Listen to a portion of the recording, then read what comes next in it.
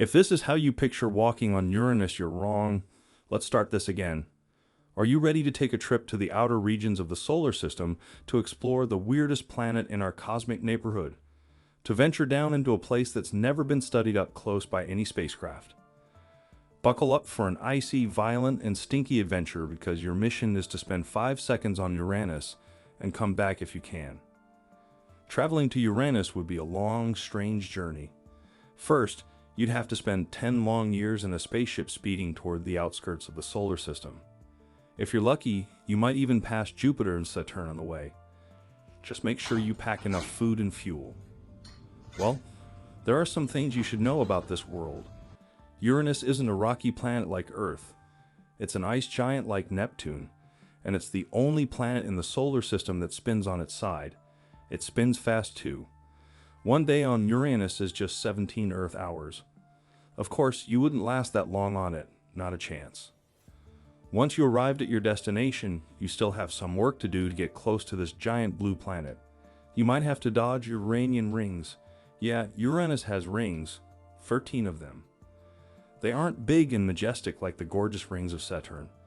The outer rings are bright and easy to spot, but the inner rings are narrow and dark. You'd have to navigate this part of the trip with the utmost care. As you made your way through the dusty rings of Uranus, you see its glorious blue atmosphere up close for the first time in human history. Take a moment to enjoy the Uranus. What an oddballs planet. You know, I flew by it a month ago. That was fun. You want to know why nobody, and I mean nobody, has ever tried to land anything on the... I hope this helps. Let me know if there's anything else you need. Surface of this beautiful planet? Because Uranus has no surface. It's just a swirling ball of toxic gas compressed around a small icy core. Oh, and wait till I tell you why those gases on Uranus are toxic. Yeah, gross. Yeah, okay. Thanks for your input, Chase. It's true, Uranus might have a calming blue color, but it's cold and toxic. Not the kind of blue planet you want to visit. That's okay. I think you should sit this one out. Here I go. Woohoo. It's brisk here. Oh, Rico, what's the temperature? Minus 224 degrees Celsius. Oh, that's cold. That explains why I can't feel my fingers or my toes or the rest of my body. Okay, well, at least those 5 seconds are done. Okay, Rico, it's time to go home. Let's bounce. Impossible.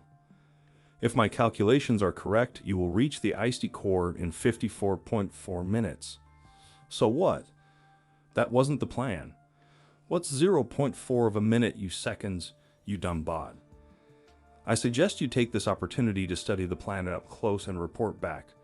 Well, I suggest you take this opportunity and stuff it up your charging port. I don't have a charging port. No one cares, Rico.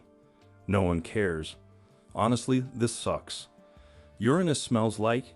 Yeah, the reason Uranus smells so bad is that the clouds in its upper atmosphere are partially made up of hydrogen sulfide. Not only does this make the planet stink, but it's also pretty toxic. Whatever you do, do not inhale it. If you did, it'd make you faint and die instantly. Well, it would have been real nice to know this before I jumped. Yeah, well, after falling through the stinky clouds at the top atmosphere, you find yourself in the mix of 82% hydrogen, 15% helium, and a bit of methane. Methane gas is what gives Uranus that bluish-green haze because it absorbs light at the red end of the spectrum. These clouds are getting a little weird, kind of floaty. Yeah, the atmosphere on Uranus is very dense. After passing through its top layer, you've stopped falling and start swimming in it instead. As you were paddling deeper, you'd start getting pelted by frozen gas crystals, but at least the temperature would be rising. I don't know about that. I don't feel warm at all. Oh, Rico, give me the stats. The temperature around you has indeed gone up to minus 208 degrees Celsius. I hope this helps to understand the context better. Let me know if there's anything else I can do for you. My calculations show that in the lower atmosphere, you can expect a temperature of 153 degrees Celsius. Cool, great. Oh, what is that? Well, that's diamond rain. On Uranus, it rains diamonds. That's because the Uranian atmosphere is rich in methane, a single carbon compound. Under extreme pressure, the methane molecules break apart and crystallize into diamonds. But the worst part is the wind. You'd be dealing with winds gusting at speeds of up to 900 kilometers/. That's 3.5 times stronger than a Category 5 hurricane here on Earth. It's getting tighter here. Oh, I can hardly breathe. And when I do breathe, it smells like, of course, the pressure is 100 times greater than the atmospheric pressure at Earth's sea level. You are approaching the mantle.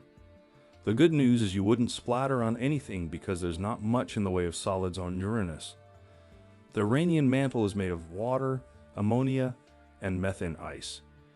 It would be pitch black in here, and thanks to the extreme gravity, you wouldn't be able to move a muscle. It would still be incredibly cold. What you should be worried about is the immense pressure that would be rapidly increasing the closer you got to the planet's center. It would squish you before you ever got to the core. Being crushed by Uranus, I always thought it would be way nicer. Well, in this extreme pressure environment, your carbon-based body could turn into diamonds and drop down into the core. What a spectacular way to finish this one-way trip to the center of Uranus. Chase, oh, all right. Our solar system is enormous.